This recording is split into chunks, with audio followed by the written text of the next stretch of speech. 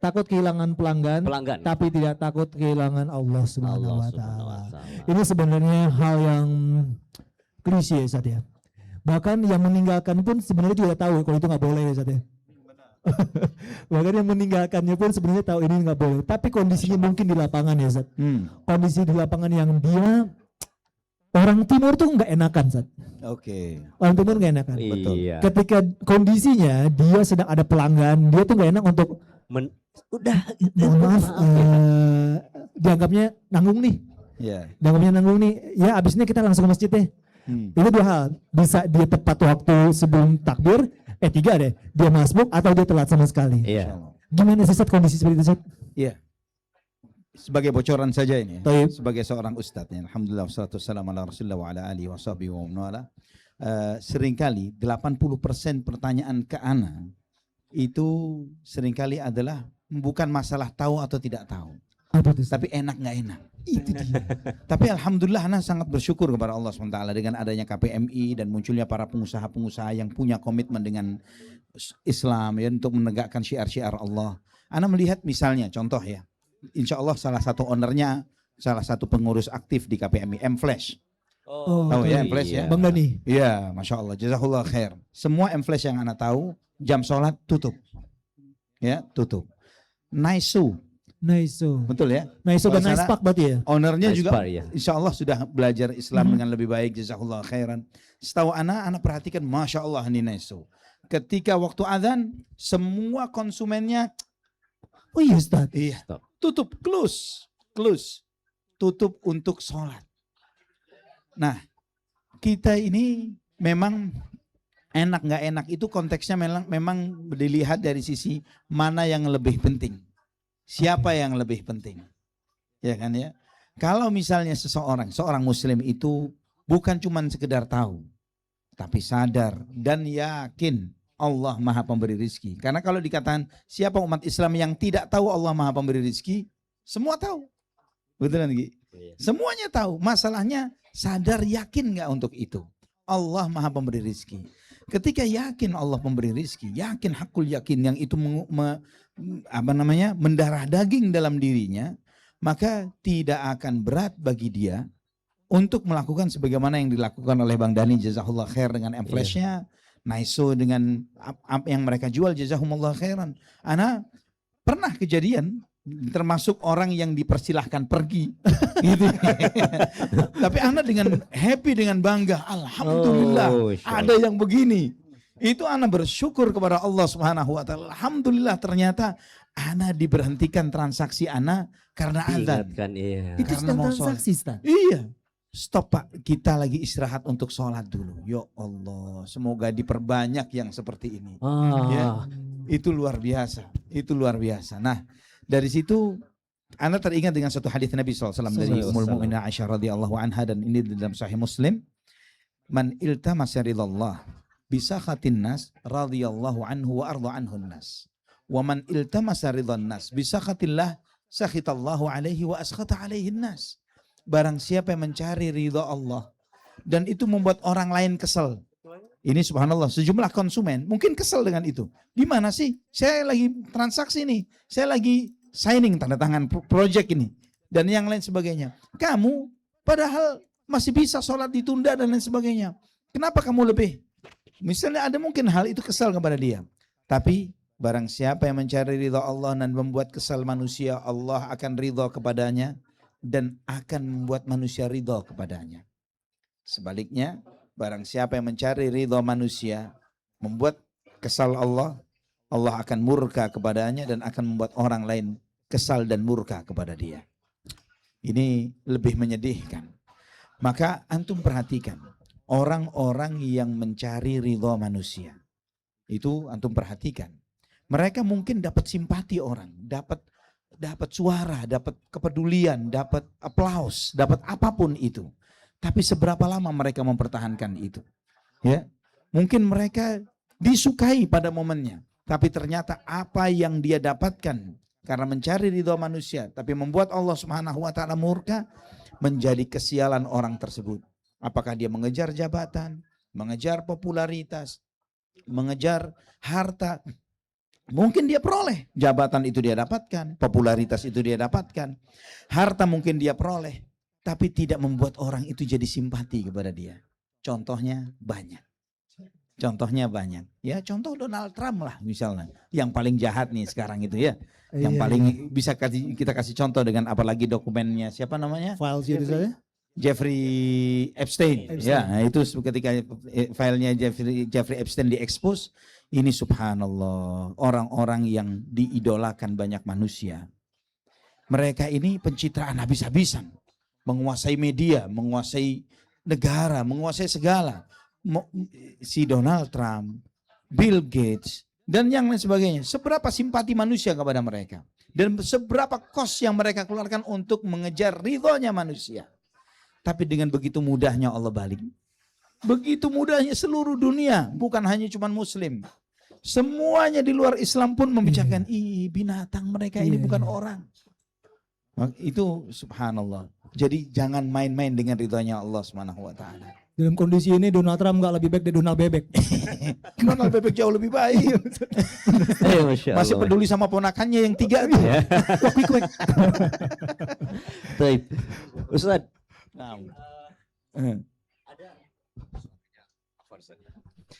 Pernah juga ngobrol sama seorang mungkin di keadaan tertentu, dia posisinya bukan sebagai penjaga toko, mungkin di bagian produksi ya. Terus sempat mengatakan, ada juga sob ayat dalam Al-Quran yang mengatakan faida farok tefan sob boleh robika farkob ya. Jadi ada situasi-situasi yang dimana dia itu nggak bisa lepas dari, aduh ini saya udah tahu waktunya sholat. Dan itu bukan adanya, bukan kebiasaannya dia gitu. Apakah dia tetap bisa mendapatkan udzur di waktu-waktu tertentu seperti itu, Ustaz? Di antara rahmat dalam dinul Islam, bahwa agama ini adalah agama yang hanif dan samhah. 2 karakter dasar dari agama ini, hanif dan samhah. Apa itu hanif? Hanif itu selalu mengarah kepada tauhid, menghindari perbuatan yang mencenderung berbuat kesyirikan. Dengan ciri hanif ini, maka mustahil ajaran Islam itu mengarahkan atau membolehkan perbuatan yang berbau-bau syirik. Mustahil. Jadi nggak perlu cari, misalnya seorang yang awam, saya nggak tahu nih dalil nggak bolehnya, tapi kok begini dibolehin ya, misalnya begitu. Misalnya cari berkah di kuburan, udah nggak perlu cari dalil udah, karena siapa yang dikeramatkan dan diagungkan, Allah kah atau yang lain? Terus apakah yang beginian dibolehkan di dalam Islam? Agama Hanif pasti sudah clear, yang seperti ini nggak boleh. Yang kedua samahah. Samahah itu apa? Kemudahan, penuh dengan toleransi. Yang nggak mampu sholat berdiri, maka sholatlah dengan duduk. Betul. Yang nggak bisa puasa karena sakit dan safar, boleh diganti di hari yang lain. Ini penuh dengan kemudahan. Demikian pula dengan sholat. Di mana sehari selang Isra Mi'raj, malaikat Jibril itu turun kepada Nabi SAW. Dan kemudian malaikat Jibril mengajak Nabi sholat. Qum, ayo sholat, ayo bangun sholat. Diajak sholat. Subuh diajak sholat bareng malaikat Jibril, zuhur, asar, maghrib, dan isya. Besoknya datang lagi malaikat Jibril alaihissalam, datang di waktu yang sedikit berbeda dengan waktu yang sebelumnya. Yang dipahami, ini ada sholat awal waktu dan akhir waktu. Dan setelah hari kedua malaikat Jibril alaihissalam mengajarkan, ayo sholat, subuh, zuhur, asar, maghrib, isya. Setelah itu maghrib, isya. Setelah itu malaikat Jibril mengatakan, ma bainal waqtini waktu, ma bainal waqtaini waktun. Antara 2 waktu ini, itulah waktu sholat. Nah, disinilah munculnya penentuan waktu sholat. Awal waktu dan akhir waktu. Itu penentuan langit. Bukan ketentuan personal Nabi Muhammad SAW atau ulama. Dari Allah Subhanahu wa ta'ala. Dan di situ kemudahan dari Allah. Tidak selalu orang yang menunda sholatnya selama tidak keluar dari waktunya dikatakan alladzina hum an salatihim sahun. Tidak selalu dikatakan. Yang dikatakan alladzina hum an salatihim sahun, yang mereka lalai dari sholatnya, adalah ketika dia meninggalkan sholat sampai keluar dari waktunya. Keluar dari waktunya. Nah, di sini kemudahan Allah Subhanahu wa ta'ala. Ketika kondisi seorang ibu yang menyusui bayinya, misalnya, nggak bisa di cancel nih. ya kan? Nggak bisa di itu.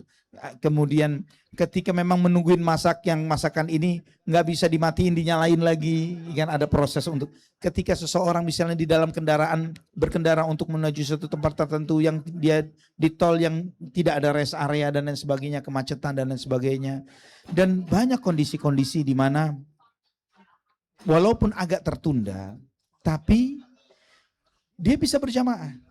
Contoh kajian, berapa sering kajian menunda Isya. Betul kan ya? Kita tunda nih. Kajian dulu nih. Bahkan di zaman Nabi, di zaman sahabat Abdullah bin Mas'ud radhiyallahu, dan ini dalam Sahih Muslim. Beliau pernah setelah sholat zuhur ngajar. Kajian ini enggak berhenti sampai masuk asar. Ya, sampai masuk asar. Dan kemudian setelah sholat asar, beliau ngajar maghrib dan enggak berhenti sampai isya. Sampai ada sebagian sholat kata beliau.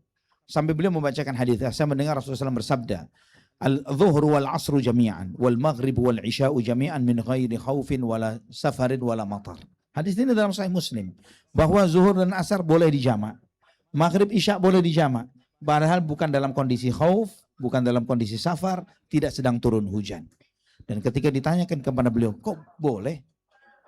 Beliau mempraktekkan pengajian, zuhur asar dijamak oleh beliau. Ya. Maghrib dan isya dijama oleh beliau untuk kajian. Dan itu untuk menunjukkan bolehnya. Dan ketika beliau ditanya, kenapa hal yang seperti ini dibolehkan? Likaila yuhrija ummatahu. Supaya tidak memberatkan umatnya. Ini diantara samha, kemudahan-kemudahan di dalam agama Islam. Dan seorang muslim menikmati kemudahan yang Allah berikan bukan untuk bermudah-mudahan. Itu dia. Nah, wallah alam. Jadi Islam itu memberikan solusi kemudahan, tapi bukan bermudah-mudah ya Ustaz. Jadi menggampang-gampangkan nanti aja, nggak begitu ya Ustaz ya. Nah untuk KPM ini Pak, maksudnya kan kita kan butuh circle ya. Kita butuh circle nih, penguatan seperti komunitas-komunitas para pengusaha-pengusaha, terutama yang mungkin di Bekasi ya. Udah nyala belum mic yang di sininya? Cek. Udah. Ini sudah. Udah. Cek. Aman. Baik. Kadang-kadang kan kita butuh nasihat antar pebisnis lah ya, saling menasehati, saling memberikan insight, gimana nanti masalah bisnisnya dan juga masalah mungkin keimanannya. Di KPM ini, komunitas ini gimana sih? Berjalannya seperti apa sih? Ya, bismillahirrahmanirrahim. Assalamualaikum warahmatullahi wabarakatuh. Jadi di KPM ini sebetulnya memang selain kita berkumpul, kita juga saling berkolaborasi.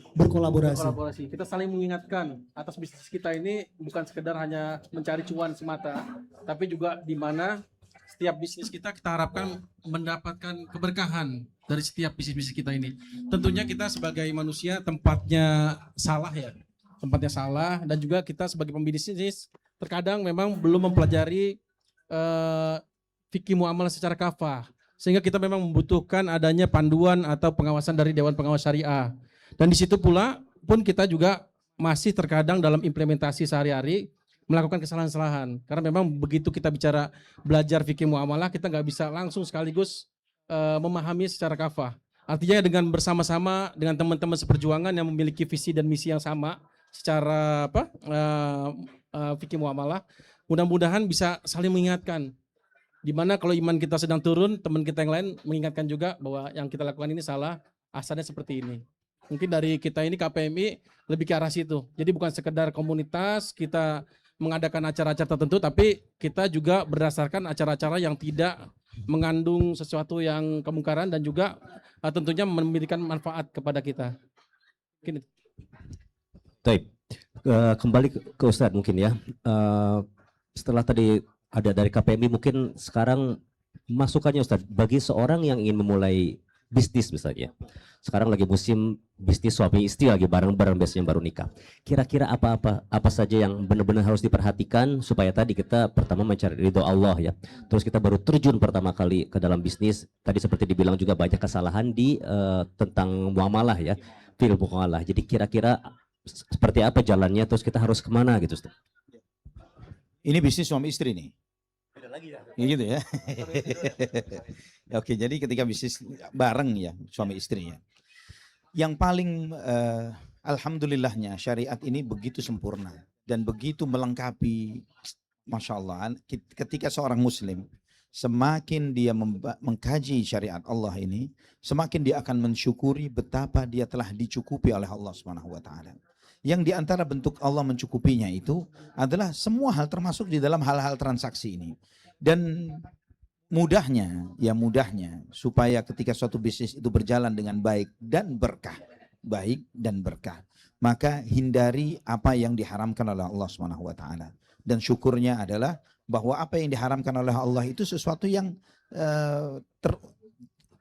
tertentu, signifikan, tertentu, tidak sesuatu yang susah diraba, sesuatu yang nggak jelas.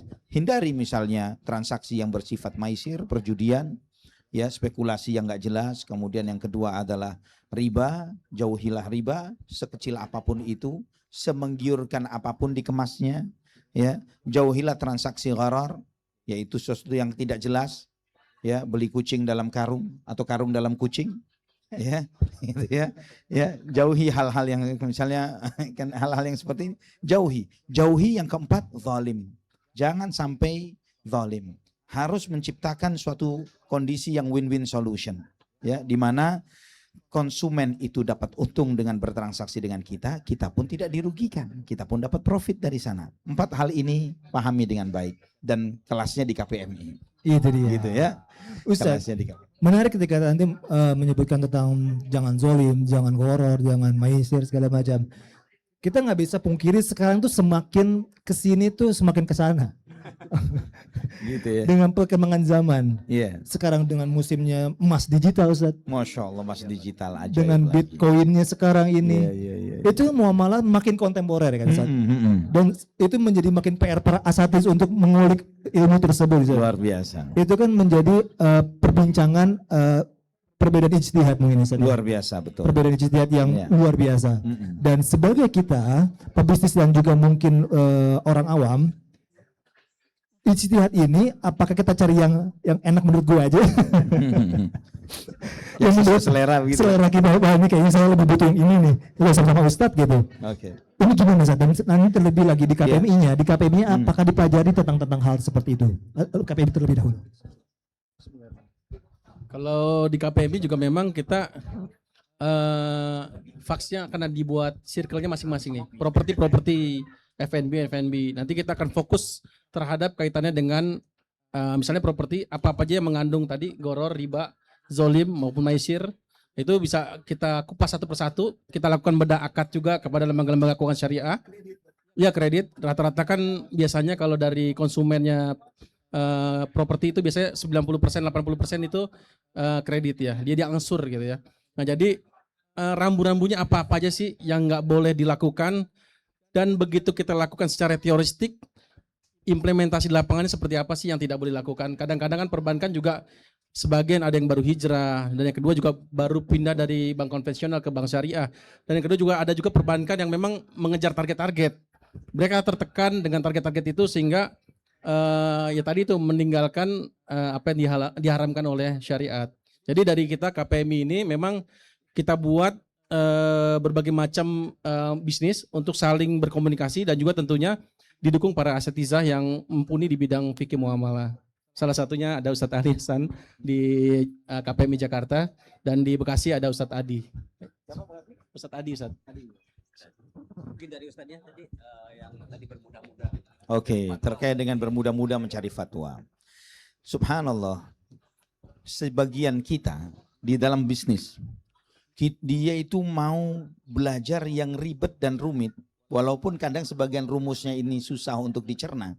Contoh misalnya, menganalisa saham, ada candlestick misalnya. Ini candlestick main tarik-tarik garis ini, secara logika kan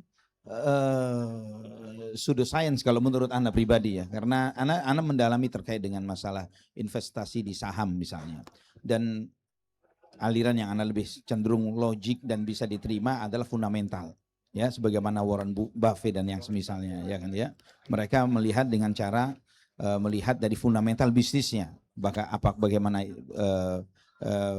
PBV-nya, ya, price book value-nya itu logik atau tidak, bagaimana hutangnya jangka pendek, jangka panjang, hutang riba kita hitung, dan banyak hal lah, dan kemudian prospek dari bisnis itu sendiri.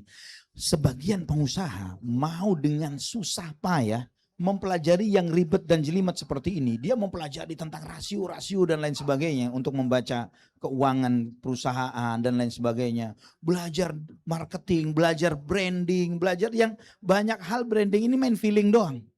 Ya, ilmu branding ini misalnya pakarnya Pak Subiakto ya. Pak Bi. Iya Pak Bi. Pak Bi kan ya. Gurunya Dery. Masternya, gurunya Dery. Anak gak nyebut Derynya. Gurunya aja anak sebut. Ya kalau Dery dengar biarin deh. Anak ambil gurunya nih maksudnya Pak Bi. Apa yang beliau sampaikan?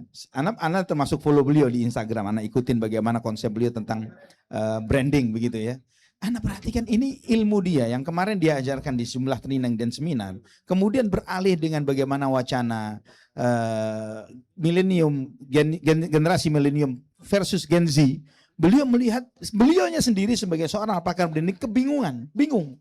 Kalau milenial begini, Gen Z begini, ini milenial begini, Gen Z begini, akhirnya membuat dia akhirnya berkesimpulan bahwa yang satu ini untuk dunia branding itu harus didalami dengan lebih serius, setiap generasi dengan spesifikasinya, dengan karakteristiknya berbeda dan seterusnya.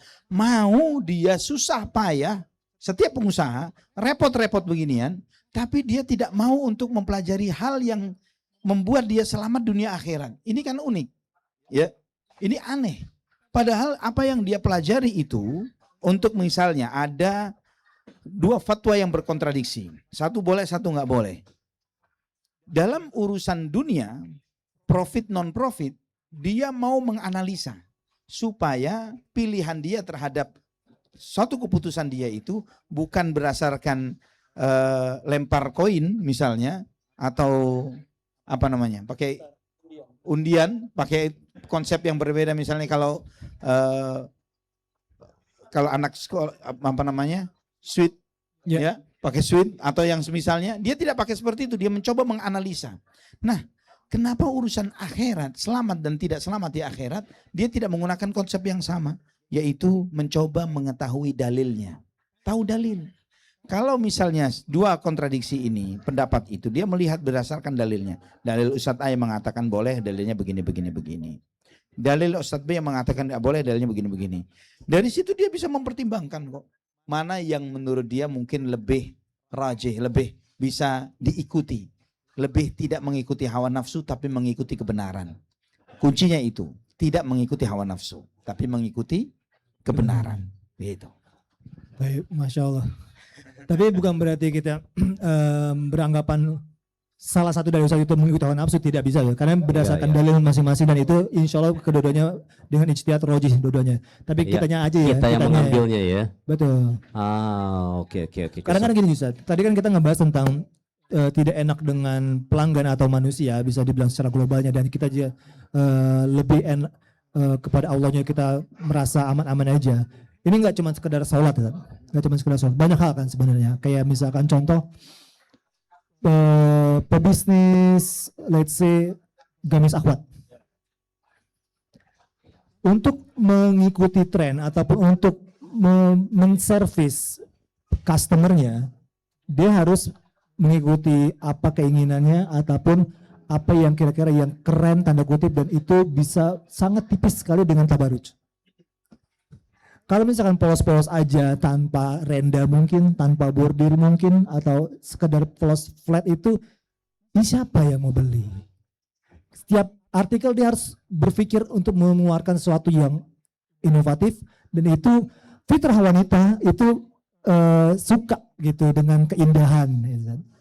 Ini kan tipis sekali antara tabaruj dan juga ya ridho manusia dan juga Allah lagi. Keke. Masya Allah. Alhamdulillahnya yang satu ini, Ana juga sering diskusi sama istri. Pengalaman Ana, ya, dan insya Allah antum yang punya istri kan? Ada. Ya, insya Allah. Alhamdulillah. Nggak perlu nanya berapanya, nggak usah nanya. Nggak usah. Apalagi di depan beliau ini, bahaya nanti. Masternya, suhunya. Syekh, barakallahu fikum. Naam. Anda perhatikan, dan insya Allah para pengusaha busana muslimah pun melihat konsep yang sama, yaitu bahwa semakin ramai pakaian itu mungkin punya daya tarik, tapi tidak akan semenjual yang polos. Yang polos itu lebih menjual daripada yang ramai. Kenapa? Ada karakter wanita ketika dia pakai, dia menggunakan bordir, misalnya kelihatan bordir terang sebelah kanan, misalnya begitu ya. Dia pakai di 2 momen yang berurutan saja nggak enak dia. Dia akan merasa orang lain menandai. Dia merasa begitu tuh. Kita nggak enak. Kemarin udah pakai ini. Maksud sekarang pakai itu. Kelihatan itu-itunya masih. Tapi yang polos nggak ada yang nandain. Ya, ini Anda lihat karena ipar Ana juga pengusaha busana muslimah gitu ya. Dia punya brand sendiri. Ana perhatikan kalau dia dengan susah payah kalau harus membuat branding atau membuat konsep pakaian yang cenderung istilahnya untuk pesta begitu ya, untuk momen-momen tertentu yang spesial. Ya dia menjual, tapi cuman 1-2. Tapi yang basic yang polosan itu Masya Allah tabarakallah. Dan antum usaha di bidang itu juga nggak? Istri beliau. Iya, yang seperti dikatakan Ustaz juga benar, karena contohnya kayak sekarang nih wanita pada hitam semua, tapi kalau ternyata ada 2 pakai motif yang sama, mereka akan berjalan berlainan karena malu kan, biasanya kan kalau sama gitu ya kan. Terus sering kan anak aja yang kembar kadang-kadang nggak mau pakai baju sama gitu ya karena kelihatan coraknya. Tapi kalau polos benar, ini semua di sini wanita pada pakai hitam nggak masalah. Tapi betul itu sangat betul sekali, benar juga baru kepikiran. Anu produksi polosan aja deh. Bahkan kadang-kadang coraknya kadang-kadang sama-sama gordeng. Bagaimana lagi? Dan wanita suka malu gitu kan ketika bertemu, aduh kok sama dia ini bajunya. Oh iya benar. Iya benar itu benar. Psikologis kalau ngeliat yang sama iya. Iya. Terima kasih atas nasihatnya Ustaz. Kembali lagi ke hal kalaupun Allah takdirkan itu lebih laku Ustaz, bukan berarti itu menjadi lebih diridhoi enggak sih Ustaz? Seperti yang tadi antum tanyakan, sesuatu yang menjual, apakah itu kalau misalnya kalau bertentangan dengan ridhonya Allah, banyak komoditi yang di market itu dibilang atau dianggap yang paling menjual. Tapi kalau bertentangan ridhonya Allah pasti mendatangkan kesialan, pasti nggak mungkin nggak. Ingat ikhwafillah bahwa jangan dikira pelaku maksiat itu bahagia hidupnya. Pelaku maksiat nggak pernah bahagia hidupnya. Oleh karena itu mereka semakin liar dengan kemaksiatannya. Mereka akan nggak puas dengan satu maksiat yang dia lakukan. Al-Imam Ibnu Qayyim rahimahullah ketika menjelaskan firman Allah, innal abrara lafi na'im wa innal fujjara lafi jahim. Sesungguhnya orang-orang yang baik itu sungguh berada di dalam kenikmatan. Dan sesungguhnya pelaku kefasikan dan kedurjanaan ini, kemaksiatan itu lafi jahim, sungguh berada di dalam neraka jahanam. Kata beliau ketika menguraikan bahwa Allah Subhanahu wa taala tidak menyebutkan secara spesifik bahwa lafi naim, sungguh mereka berada di dalam kenikmatan itu secara spesifik di mananya. Karena pada hakikatnya orang yang berbuat baik, orang-orang yang bertakwa, berbakti kepada Allah dengan keikhlasan, dia itu baik hidupnya di dunia, baik hidupnya di alam barzakh, baik hidupnya di akhirat.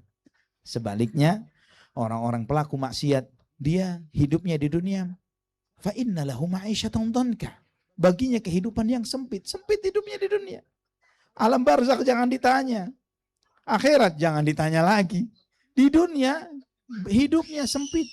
Dia tidak puas. Makanya antum melihat kadang heran, kok ada orang yang hidupnya itu selalu mencari tantangan yang pada ujung-ujungnya itu resikonya nyawanya yang hilang. Kenapa kok nggak puas begitu ya? Ada ketidakpuasan dalam dirinya mencari yang pinggir-pinggir jurang. Ini aneh. Orang menjerumuskan dirinya ke dalam kebinasaan. Tapi itulah kondisi orang-orang yang jauh dari Allah.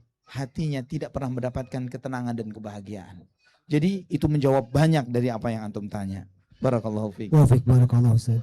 Baik, KPMI, Pak, kita kan di KPMI ini mungkin banyak yang baru masuk, mulai start baru masuk, ataupun yang hijrah dari perusahaannya atau segala macam dia ingin masuk ke dalam KPMI.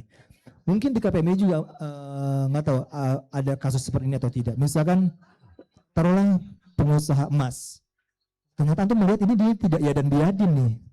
Dia misalkan transaksinya misalkan online-nya secara tidak ya dan biadin, atau transaksi lain properti yang antum lihat ini tidak sesuai nih, ada tidak sesuai dengan kredit syariahnya atau segala macamnya. Nah, bagaimana KPMI untuk tanda kutip menasihati dan menegurnya? Apakah dari peranggotanya secara di grup atau nanti dikumpulkan dulu bareng-bareng ke Ustadz, apa gimana cara KPMI untuk merangkul, karena ini kan orang baru ya, untuk masuk ke dalam komunitas pengusaha muslim ini, Kev? Ya. Yang pertama biasanya kita lakukan pendekatan. Jadi pendekatan itu kita nggak langsung menyampaikan tentang fikih muamalah. Itu khawatir kita akan menyakiti hatinya atau malah mereka akan menjauhi kita. Jadi kita biasa ngopi-ngopi dulu, kita berkumpul-kumpul dulu, diskusi tentang hobi dan segala macam. Nah, kita juga ada diskusi hobi menembak ya, ada hobi menembak ya, lari juga dan segala macam. Nah, yang kedua baru kita ajak juga mereka untuk berdiskusi tentang bisnisnya itu apakah sesuai dengan syariah atau tidak. Nah, namun demikian kita ini kan sebetulnya para praktisi, sehingga kita bisa mengupas itu secara kulit-kulitnya saja. Sehingga kita khawatir kita akan sesat dan menyesatkan jika tidak ada ustadz.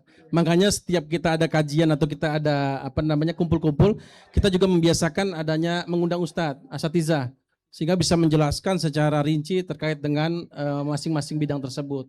Dan asatizah juga bisa kita lihat juga, memang kalau terkadang memang kita harus melihat juga kasus demi kasus.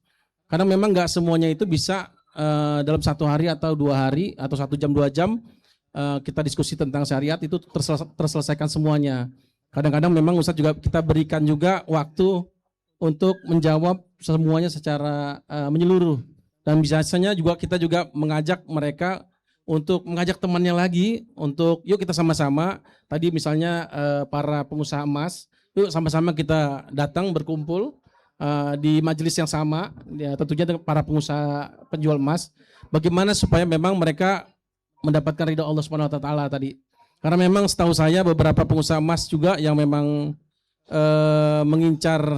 tidak mengincar ridha Allah, memang secara secara manusiawi itu terlihat cepat naiknya, namun di sisi lain terdapat musibah-musibah di baliknya. Misalnya dia menjual sesuatu emas dari orang yang mungkin belum berumur atau mungkin asalnya tidak jelas, sehingga di kemudian hari beliau mendapati pihak berwajib datang ke tempatnya dia dan terjadilah sesuatu yang tidak diinginkan. Dan inilah makanya tadi disampaikan Ustadz, memang kita harus mempelajari dengan detail sehingga kita tidak terjerumus. Masalahnya kita ini kan para pengusaha kadang-kadang jalan dulu aja, Ustadz gitu Ustadz. Jadi konsep pengusaha ya, jalan konsep dulu. Pengusaha, jalan dulu aja. Kalau bingung Ustadz nyari solusi gitu. Nah jadi kalau rugi itu juga, kalau misalnya untung banyak kan jalan gitu kan. Yang mudah-mudahan dengan bersama-sama ini, meskipun kita memang di sisi kita bukan Ustadz, tapi kita bisa berdiskusi tentang kulit-kulitnya tentang syariah gitu. Jadi mungkin nanti untuk lebih dalam tetap kita mengundang asatizah. Masya Allah. Kang, mau 5 pertanyaan kira-kira ya? Takutnya nggak kebagian waktu, takutnya sudah banyak. Ada loh Pak. Mungkin bertanya langsung. Oke, bismillahirrahmanirrahim. Assalamualaikum warahmatullahi wabarakatuh. Mungkin pertanyaan ke Ustadz ya Ustadz. Jadi gini Ustadz, anak ini bangsawan Ustadz. Bangsa karyawan. Gitu. Insya Allah mungkin 1 tahun ke depan akan pensiun gitu. Memang sudah ada rencana untuk membuka suatu bisnis. Tapi karena kita sudah ada bekal ilmu syar'inya, jadi memang jadi kayak selektif gitu Ustadz. Selektif. Nah, mungkin tip-tip dari Ustadz kira-kira untuk orang yang bangsawan mau berbisnis ini, tip-tipnya supaya tidak terjerumus Ustadz. Mungkin kalau kita nyari profit, ya simpel secara logika manusia kan gitu. Yang penting profit, tapi tadi keberkahannya itu sulit. Nah, mungkin kira-kira seperti apa step-step awal sebelum melangkah ke dunia bisnis. Terima kasih. Jazakallahu khair. Baik. Jadi yang perlu dipikirkan, terutama bagi yang bangsawan tadi ya, bangsa karyawan ya, barakallahu fiik. Antum sebagai karyawan itu sudah terdidik dari pertama kerja sampai pensiun untuk fokus di satu dari sub bidang tertentu, ya, tidak berpikir general. Ini masalahnya bangsawan nih, ya. Kemudian masuk ke dunia bisnis. Ketika dia cuma mikirin stok opnam misalnya, dia cuma kerjaannya stok opnam saja misalnya, ya, purchasing saja. Tiba-tiba masuk ke dalam dunia bisnis, dia harus memikirkan hulu sampai hilir, ya, mulai dari produksi, promosi, keuangan, stok, packaging dan lain sebagainya. Akhirnya stres duluan. Ya, dan stres belakangan. Ya, itu yang sering terjadi. Dan ini peluang bagi KPMI, barakallahu fikum, bikin kelas untuk bukan cuman ekonomi syariahnya doang. Tapi bagaimana menjadi seorang pengusaha, entrepreneur. Entrepreneurship ini perlu. Entrepreneurship itu sesuatu yang harus dimiliki oleh orang yang masuk ke dalam dunia usaha. Dan mudahnya ketika antum mau memikirkan untuk seperti itu, jangan mengawali bisnis. Tapi lebih mudah adalah masuk ke bisnis yang sudah running, sudah jalan. Ya, chip in modal saja. Ya, lihat, gabung ke KPMI, lihat ya, ikut pertemuan komunitas mereka, lihat sejumlah usaha-usaha tertentu yang sudah berjalan, sistemnya sudah baik. Anda gabung dong. Begitu saja. Buat aman diri antum seperti itu. Ya, karena Anda sudah, alhamdulillah barakallahu fiik, antum sudah pensiun belum? Belum pensiun. Sudah banyak yang pensiun datang ke Anda nanya karena sudah rugi. Ya, dia sudah jalan, sudah ini, tapi Ustaz rugi gagal. Ya, Anda pahami. Anda maklumi karena antum selama ini sebagai seorang bangsawan, ya, berpikirnya adalah sesuatu yang sangat spesifik. Duduknya di belakang meja terus nganalisa keuangan atau apa sebagai diabak sebagai akuntan atau apa. Tiba-tiba dia harus memikirkan dari start sampai endingnya secara sendirian. Ini berat. Ini sesuatu yang jangankan knowledge-nya, mentalnya pun antum belum punya. Mentalnya untuk begituan biasanya ikut instruksi, mengejar KPI yang sudah ditentukan. Ya kan, itu semua yang antum ikutin ya, bahwa SOP-nya sudah ada. Tiba-tiba antum harus membuat SOP-nya dari nol untuk semua bagian lini dari usaha ini tadi. Antum tidak bisa memikirkan KPI, antum tidak bisa memikirkan mengenai jam kerja, karena jam kerjanya pengusaha bisa siang sampai malam, bukan malam jadi siang, siang jadi malam, siang sampai malam. Bisa jadi seperti itu. Dan banyak lagi PR-nya pengusaha yang mengejutkan bagi seorang bangsawan. Ya, ini yang sering terjadi. Nah, akhirnya yang antum harus pikirkan adalah entrepreneurship. Tapi itu PR panjang juga.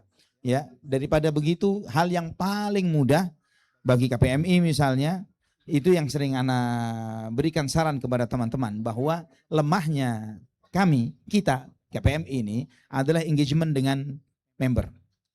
Di antara hal yang menarik adalah membuat forum di mana setiap anggota itu diberi kesempatan duduk seperti ini, menceritakan usahanya, menceritakan tentang peluang dan resikonya, dan juga sharing kebutuhannya. Misalnya, saya ini alhamdulillah bisnis saya berkembang nih, cuman saya ingin lebih maksimal lagi, kendala saya di modal. Padahal source human resources saya sudah siap, orangnya ada, timnya ada, cukup handal, cukup bagus dan lain sebagainya. Masalahnya adalah permodalan. Siapa dari antum yang mau modal bareng dengan saya? Nanti ya seperti itu. Dan di situ mungkin ada pendampingan misalnya. Ini hal yang menarik. Misalnya saya butuh produk saya ini sangat bagus, tapi masalah saya adalah di marketing. Siapa yang mau ikut memasarkan, mempromosikan produk saya? Coba ayo kita ta'awun 'alal birri wat taqwa. Ini tolong menolong di dalam kebajikan dan ketakwaan. Misalnya ada antum fokusnya di dalam misalnya, oh saya punya kemampuan di digital marketing misalnya. Saya bisa membuat digital marketing yang menarik. Saya punya tim online sales misalnya yang bisa ikut menjualkan produk antum. Sudah, sharing aja bagi-bagi hasil di situ. Karena kan yang dibagikan cukup banyak, 100%. Profit 100%. Bisa di-sharing sekian persen. Yang penting win-win, untung bersama. Gitu. Masya Allah. Jadi ingat ini acara di luar tuh ada ya ketika orang itu datang mempresentasikan produknya di depannya investor. Oh, iya. Terus siapa yang mau ikut aja ta'awun, mudah-mudahan di acara ini bisa terjadi Ustaz ya. Iya karena produk kita banyak yang bagus-bagus juga Ustaz. Mentok di modal. Tapi saya gini Ustaz, kadang-kadang tadi talking about chip in Ustaz, masuk ke dalam chip in kadang-kadang seperti kasus kemarin lah ya, investasi dana syariah tersebut Ustaz. Kan itu sudah sesuai ya untuk orang awam ngelihat. OJK ada, syariah pula. Seperti itu kan Ustaz. Tapi kondisinya ternyata zonk.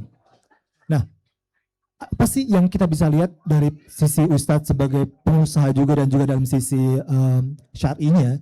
Kita lihat syariahnya, oh dia sesuai syariah, awalnya melihatnya seperti itu karena dia mengelabelkan syariah gitu kan Ustaz. Dan secara di Indonesianya ini udah ada OJK-nya nih. Nah, apa yang kita lihat itu? Apa setelah itu KPMI apakah ada yang orang kita itu bisa ikutan masuk ke dalam investasi yang untuk di anggota KPMI? Kayak M-Flash ada ya kalau nggak salah ya. M-Flash ada ya seperti yang Anda tahu.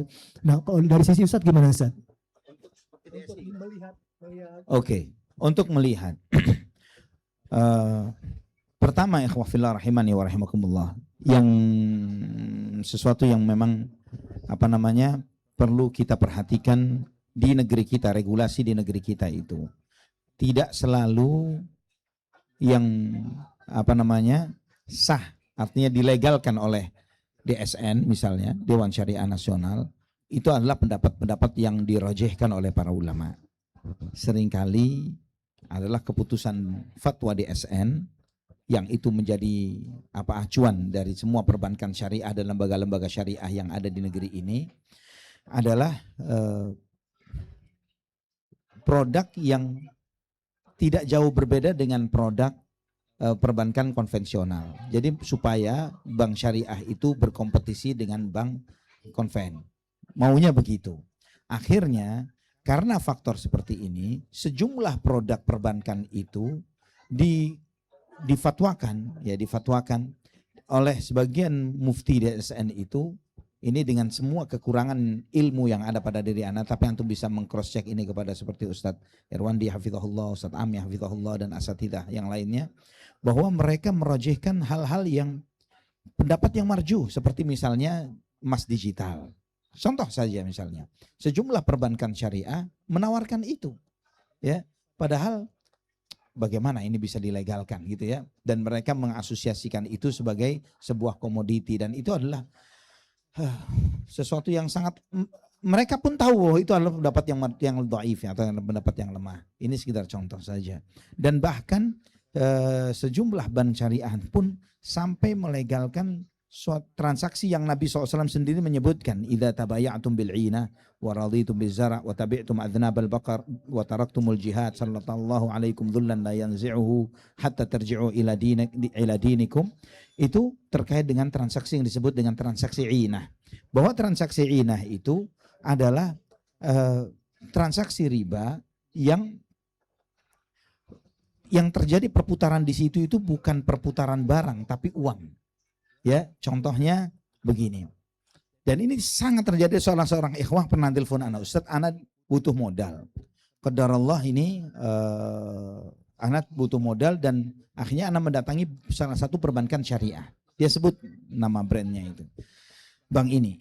Dan ternyata mereka punya produk begini Ustaz. Mobil anak dibeli oleh dia. BPKB ditahan oleh mereka, mobil silahkan anak pakai. Dibeli oleh mereka dengan cash. Dan Ana harus membeli dari mereka dengan bertahap, dengan kredit. Dibeli cash misalnya, mobilnya dibeli cash 100 juta. Terus kemudian dia bayar cicilan misalnya 10 juta per bulan selama setahun. Jadi 120 juta. Ya, mobil kemana? Mobil Ana pakai Ustaz.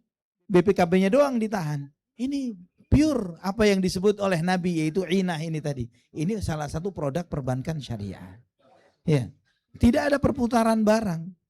Barang itu cuma dijadikan sebuah kamuflase untuk transaksi riba. Ya, yang terjadi perputaran cuma uang doang. Kamu terima dari saya 100, balikin ke saya 120. Barangnya cuma let's say saja, biar kita ucapkan saja gitu kan. Tapi pada hakikatnya nggak ada perputaran barang di situ. Ini kamuflase terhadap transaksi riba. Sayangnya begini disahkan. Ana husnudzon ana, transaksi yang ada di DSN ini banyak yang begituan, dan ana usulkan KPMI terutama pusat membreakdown itu, ya, usulkan kepada salah satu ustadz senior kita seperti Ustadz Irwandi dan ustadz yang lainnya untuk membreakdown kenapa dana syariah Indonesia ya itu jadi hancur-hancuran begitu, sampai ketahuan cashnya cuma 3 miliar ya, dari 3 atau 5 miliar, padahal dana yang berputar itu di mereka triliunan. Ini coba dianalisa secara mendetail dari sudut pandang ekonomi, dari sudut pandang fikih muamalah syariahnya, dan juga dari sudut pandang transaksi output transaksinya kepada konsumen. Ini seharusnya KPMI yang punya peran besar untuk memberikan solusi terhadap umat dan masyarakat, ya. Dan sebagai masyarakat awam, kan antum tanya bagaimana kita melihatnya. Memang beruntungnya punya ilmu di situ. Ya, beruntungnya punya ilmu sebagaimana kata Imam Hasan Al-Basri rahimahullah, bahwa fitnah itu diketahui oleh orang berilmu ketika fitnah itu outcoming, ketika mendatang, ketika menuju kemari. Ketika OTW kemari, kita para talibul ilm, para orang-orang berilmu, ya Allah ini fitnah ini, enggak boleh, ini fitnah ini. Jadi enggak benar nih, ini sesuatu yang enggak benar. Tapi gimana lagi, ini disahkan, gitu misalnya begitu. Tapi yang orang berilmu tahu ini adalah sumber fitnah. Tapi masyarakat akan tahu bahwa itu fitnah setelah dia meninggalkan, ketika dia pergi. Ketika terjadi, ternyata fitnah. Kasus yang seperti ini pernah terjadi di salah satu pengusaha besar properti di negeri kita, yang dia menerbitkan obligasi sampai kalau tidak salah angkanya di atas 300 miliar. Di atas 300 miliar. Yang dia menerbitkan obligasi syariah kata dia. Yang padahal secara akad syar'inya ini sesuatu yang tidak dibenarkan. Tapi dia, dan itu sempat disinggung oleh Ustaz Irfan hafizahullah di dalam sejumlah kajian beliau ketika ditanyakan tentang kasus itu, beliau mengatakan bahwa pengusaha muslim ini, dia salah satu mahasiswa dia di Tazkiyah. Ya, salah satu mahasiswa beliau. Dan kemudian beliau sampaikan bahwa apa yang antum ajukan ini transaksinya nggak sah, nggak benar. Pendapat yang antum sampaikan walaupun ada ulama yang membolehkannya, ini pendapat yang marjuh, yang lemah dengan alasan ini itu dan lain sebagainya. Tapi ketika nafsu lebih dikedepankan daripada kebenaran, kebenaran itu jadi kabur. Tapi kan saya untung dengan ini, saya dapat support modal dari itu dan seterusnya. Akhirnya dia rilis dan ketika dia gagal bayar, akhirnya mengalami kerugian, habislah usahanya.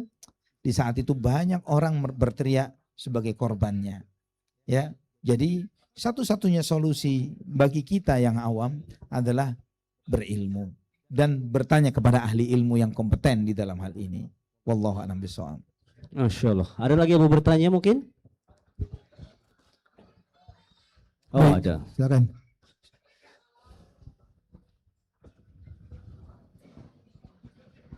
Assalamualaikum warahmatullahi wabarakatuh. Perkenalkan nama saya Nio. Izin Ustadz mau bertanya. Saya kan salah satu karyawan di transportasi yang dimana kalau perihal poin pertama yang tentang waktu sholat, saat ingin sholat itu harus bergantian Ustadz. Jadi harus di backup karena kita kan melayani penumpang ya, yang dimana entah itu tiketing atau administrasi, kita nggak bisa ninggalin satu tempat kerjaan itu satu orang. Jadi harus nunggu di backup, gantian persib baru bisa sholat. Itu apakah kita termasuk yang lalai atau enggak ya Ustaz? Selama antum masih sholat di tepat sholat di waktunya, tidak keluar dari waktunya, dan antum semoga shift pergantian shift itu bukan sendirian tapi tim misalnya. Artinya walaupun antum tidak mendapatkan jamaah di awal waktu, di pertengahan waktu bisa berjamaah dengan bagian shift antum tadi, lakukan itu. Ya, itu di antara kemudahan yang Allah berikan kepada kita. Wallahu a'lam bishawab. Terima kasih Ustaz. Barakallahu fiik. Ya, seperti security. Security sesuatu yang nggak bisa seenaknya dia tinggal tempatnya. Ya, dia harus nunggu ganti shift misalnya.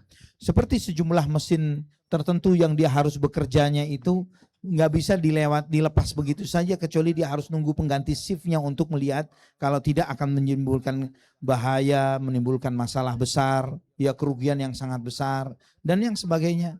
Bahwa Islam ini menghindarkan sesuatu yang menimbulkan madarat baik kepada diri sendiri ataupun orang lain. Ya, walaupun di haram pun seperti itu. Di tanah haram, ya, security yang menjaga imam, ya, bukan karena dia menjaga imam dan di Masjidil Haram di depan Ka'bah ikut sholat. Dia jagain imamnya itu sampai selesai baru dia sholat untuk bergantian dengan yang lainnya. Waffaqakallah, barakallahu fi. Ada yang tanya lagi? Ada lagi yang mau bertanya?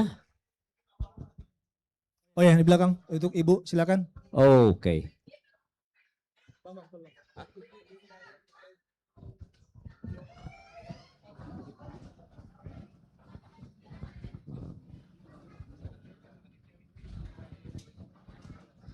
Assalamualaikum warahmatullahi wabarakatuh. Saya Jihan dari Bekasi. Saya punya toko telur, di agen telur ya. Nah, yang jadi pikiran saya setiap malam itu gini. Jadi saya beli telur itu satu ikat. Satu ikat itu orangnya bilang 15 kilo. Saya beli di harga 15 kilo. Satu ikat. Tapi pas saya timbang itu nggak pernah 15 kilo. Ada sih, tapi lebih banyak kurang di 200 gram atau di seperempat gitu loh. Ketika saya datang ke suppliernya, emang begini Mbak, apa adanya dari kandang. Ya pokoknya kita jual satu ikat gitu loh. Nah, jadi saya bingung gitu loh, maksudnya apakah itu termasuk gharar atau memang kita ininya satu ikat, hitungannya satu ikat gitu. Barakallahu fikum. Barakallah. Jadi anti menjualnya harusnya cukup menjualnya itu per ikat atau butir yang ada di per ikat itu tadi. Kan ikat itu kan dudukannya telurnya ya. Begitu. Ya, itu kan. Kalau misalnya memang terimanya adalah seperti itu karena berat jenis atau berat telur itu variatif, ya. Jangan pernah menjual dengan hitungan kilo tadi, tapi ikat saja, ya. Iya, jualnya pun sama, kan dibeli untuk dijual lagi kan Bu? Iya, dijual eceran. Ibu jualnya ecerannya kilo atau apa? Kilo, jual ecerannya kilo, belinya ikat. Iya. Nah, kalau jualnya kilo maka ibu harus mempertimbangkan faktor variabel kerugian yang ibu alami, ya, paham ya? Jadi misalnya resikonya, karena selalu per ikat itu yang awal asumsinya ibu adalah 15 kilo, ternyata 15 kurang atau 14,7 misalnya, gitu ya, 14,7. Jadi ada kurang lebih kerugian kurang lebih sekian persen, 0, sekian persen dari kerugian timbangan. Maka masukkan di variabel harga jual ibu yang per kilo tadi, supaya ibunya nggak rugi dan dapat untung. Kalau misalnya apa? Dijual iketan. Kalau dijual iketan ya sama, ibu jualnya iketan, jangan ngomong kilo.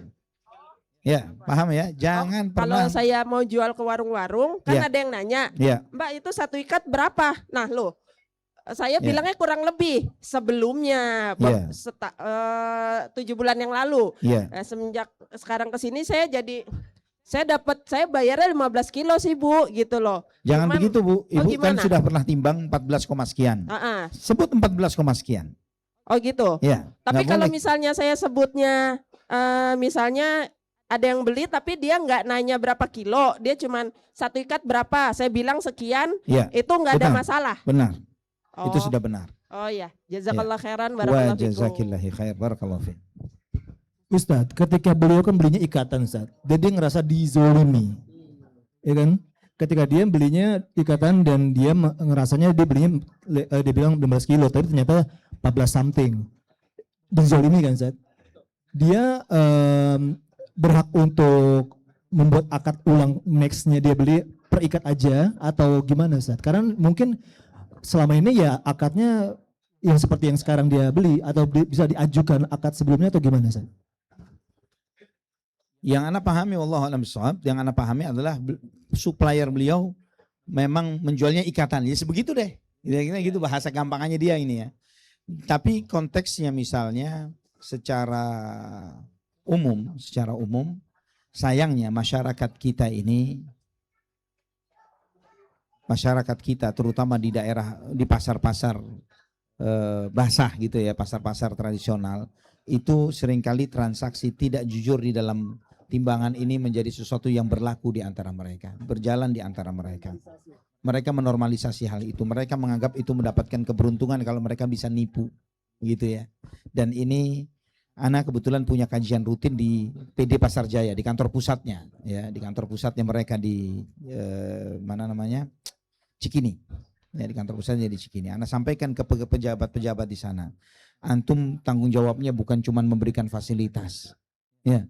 Kalau misalnya antum selalu membuat standar juga terhadap di pasar-pasar basah itu untuk memberikan kepada mereka untuk menimbulkan amanahnya, sediakan tempat sebagaimana antum membangun, kan negeri ini semangatnya itu akan bukan cuman membangun raganya. Ya, di lagu Indonesia Raya bangunlah jiwanya, bangunlah badannya. Kan begitu kan ya? Ada jiwa dan raga yang dibangun. Tapi selama ini yang dibangun cuman raganya doang, badannya, tapi jiwanya enggak. Ya, tidak dipedulikan masalah integritas, amanah, kejujuran. Ya, selalu ana sampaikan kepada teman-teman dai kita ini, para dai ini provokator. Tapi provokator kebaikan. Ia memprovokasi orang lain untuk berbuat baik. Kan begitu kan? Ya, setiap ana datang mesti begitu. Ana kan kantor di Cikini itu, kantor pusat Pasar Jaya itu, masjidnya di lantai atas. Dan prosentase mereka karyawan gedung itu yang naik ke atas ini sedikit, yang sholat itu sedikit, nggak banyak. Ya, ana sampaikan, antum pindahin masjidnya ke bawah, pindahin ke bawah. Itu lapangan tanah ada posisi kosong pojok, pindahin ke situ terus ana provokasi. Ya semoga didengar, ya semoga didengar. Ana berharap seperti itu. Karena kalau antum di bawah, pahalanya karyawan mudah datang ke situ, orang luar juga masuk ke dalam. Pahala buat antum loh. Ini sedekah jariah dan provokasi yang baik lah. Insya Allah seperti itu. Termasuk juga yang ana suarakan, Allah minta kepada mereka, ada dalam tanda kutip di Pasar Jaya itu semacam polisi syariah. Ya, yang mengontrol kejujuran pengusaha di pasar-pasar basah itu tadi. Iya kan? Ya harus begitu dong. Ya terus siapa lagi yang ngomong kalau nggak ada yang mengingatkan mereka untuk itu? Ini amanah antum sebagai pemimpin. Ya, walaupun misalnya setelah antum duduk satu jabatan, satu fase jabatan diganti dan itu aturan diganti, nggak masalah. Tapi antum telah meninggalkan suatu hal yang baik dan pernah meninggalkan yang baik.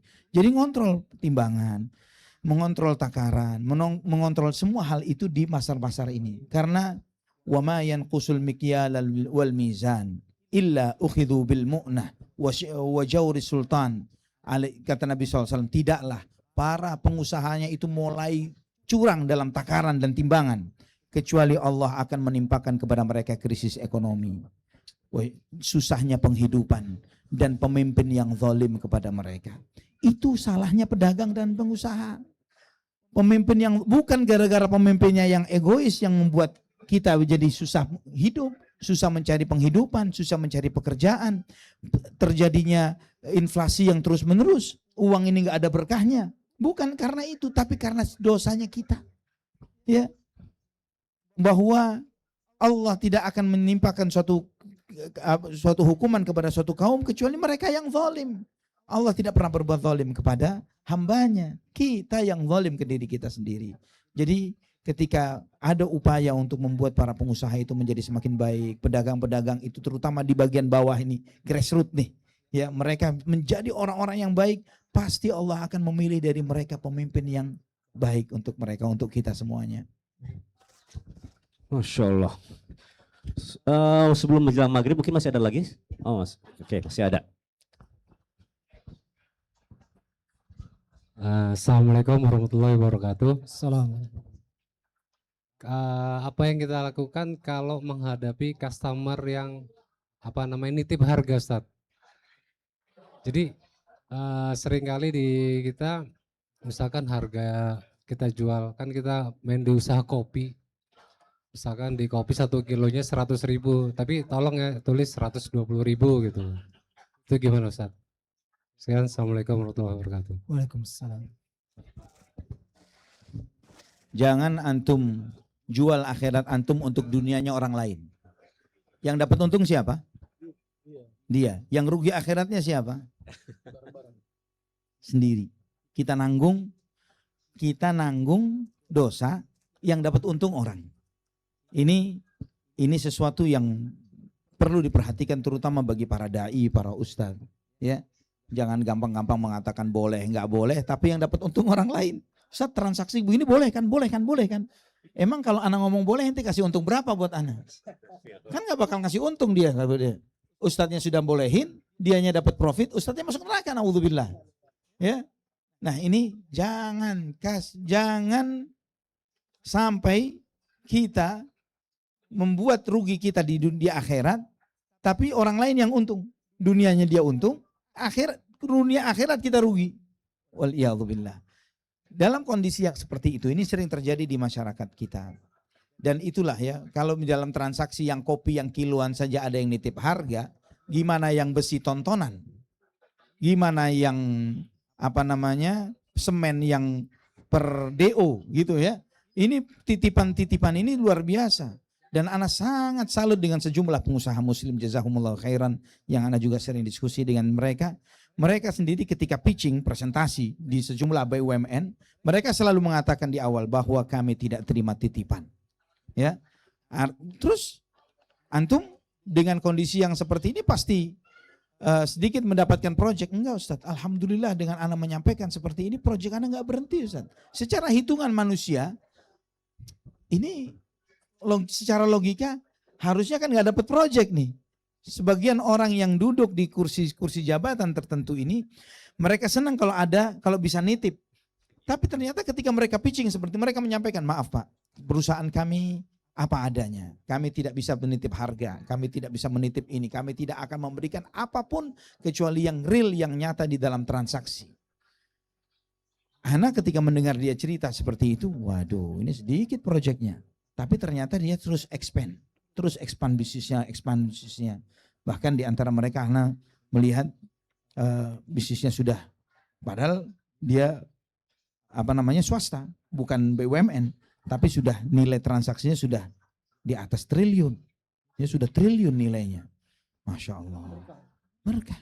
Keberkahan itu yang seringkali nggak dibaca, yang nggak dicari oleh orang-orang yang nggak tahu. Allah alam bisa. Masya Allah. Ustadz, mungkin mau tanya satu hal ya. Ustadz sekarang sebagai pelaku bisnis juga, terus dari sudut pandang Ustadz, mau nanya dari sudut pandang seorang Ustadz dan pelaku bisnis, kira-kira apa sih satu hal yang sangat-sangat mungkin darurat banget nih bagi pebisnis Indonesia yang harus segera dirubah, atau karena kalau tidak dirubah takut turunnya murka Allah gitu? Satu. Yang harus dirubah adalah niatnya. Niatnya jangan cari dunia, nyari akhirat.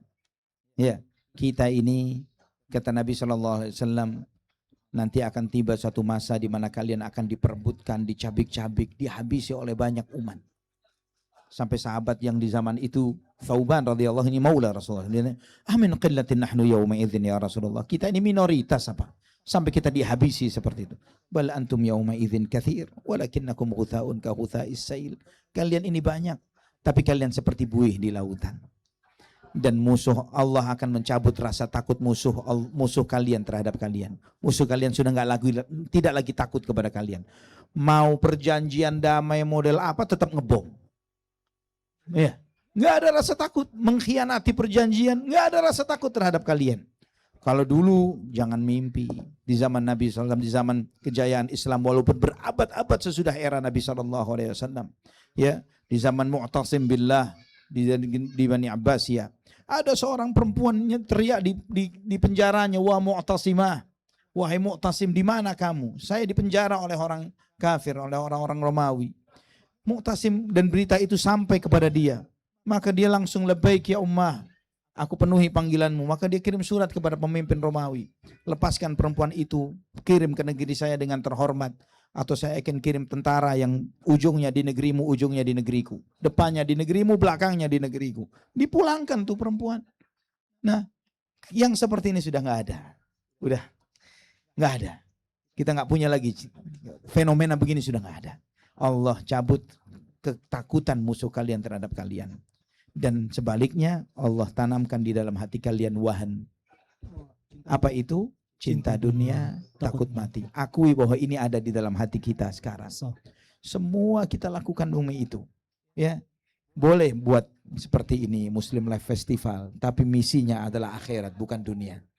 Jangan cuma pikir cuan dan profitnya, tapi pikirkan yang harus dirubah yang paling mendasar, niatnya. Jangan sampai cinta dunia itu masuk ke hati kita. Cinta dunia kalau masuk setetes saja rusak agama kita. Setetes saja rusak. Ya, lebih daripada rusaknya susu sebelanga karena satu nila. Ya, rusak. Jangan sampai cinta dunia masuk ke hati. Dunia itu dipakai untuk diinjak. Ya, diinjak. Tahapan untuk menuju akhirat, bukan dipakai untuk dicintai. Wallahu a'lam bishawab. Tadi pengusaha kopi aja ada titipan ya, apalagi haji Ustaz ya. Insya Allah. Tadi masih tentang apa nih? Mau whatsappan aja bagaimana nih? Tentang telur Ustaz. Tadi pengusaha telur Ustaz. Jadi ingat berhubungan dengan telur yaitu pengusaha kue. Yang dibutuhkan banyak sekali telur. Walhasil tapi sayangnya yang sering terjadi yang dipakai hanya kuningnya saja. Ya kan Ustaz? Bagaimana dengan putihnya? Yang sering akhirnya orang tadinya dia kasih ke orang atau ini lama-lama dibuang. Mubazir. Apakah ini juga termasuk menjadi tidak diridhoinya bisnis tersebut? Mubazir itu memang betul sesuatu yang sangat waste ya, ini yang dianggap waste di dalam suatu usaha. Terutama misalnya, saya tidak bicara kuning atau putih telur gitu ya, tapi misalnya di rumah-rumah makan. Ya, rumah makan. Sejumlah rumah makan milik kaum muslimin. Dan berapa yang dibuang karena itu? Padahal yang perlu diperhatikan, bukan Anda tidak hanya bicara pengusaha makanan, bahwa antum sendiri, kita sendiri di rumah kita.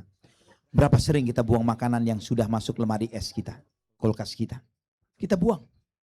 Karena kelamaan, masakan kemarin, padahal layak dimakan.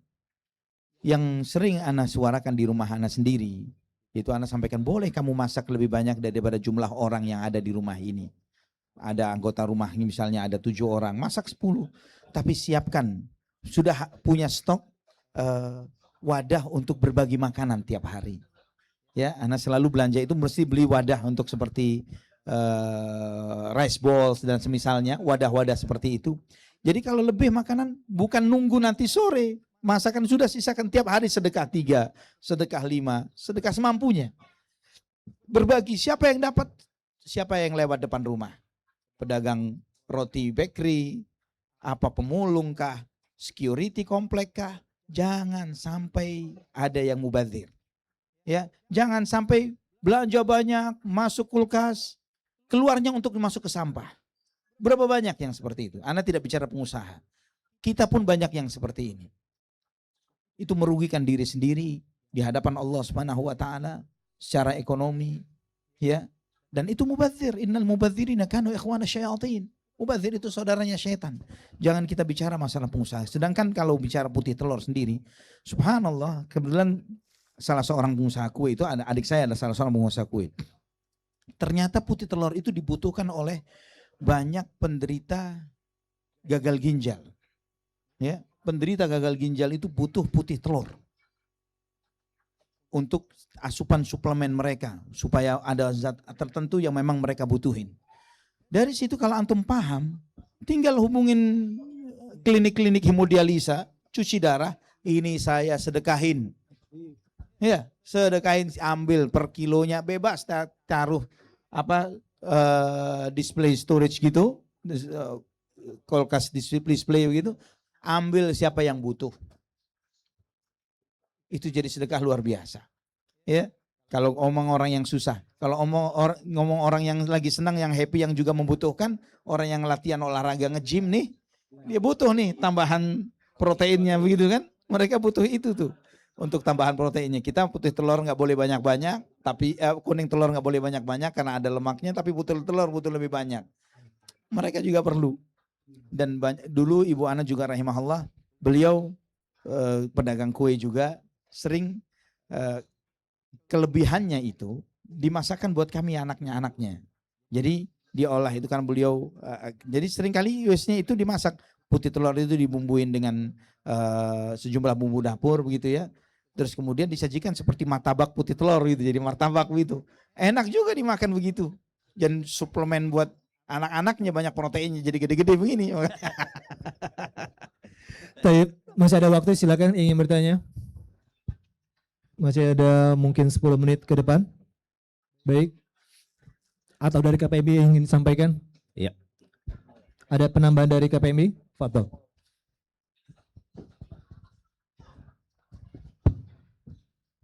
Ya, bismillah. Jadi untuk yang ini Ustaz, di KPMI sendiri itu terkait yang untuk belajar, tadi siapa? Pak Afan Pak? Tadi siapa? Ya. Pak Heri ya? Pak Heri yang bangsawan Pak yang tadi. untuk para teman-teman yang bangsawan dan mungkin juga yang lain ya, mahasiswa dan yang lainnya gitu ya, yang calon mau berusaha gitu ya.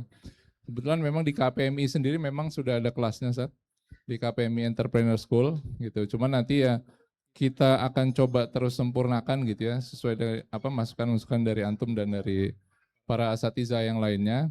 Dan itu kita itu sudah batch ke-16. Jadi setahun itu kita 2 kali. Kita biasanya diadakan di Grand Alia di Keramat.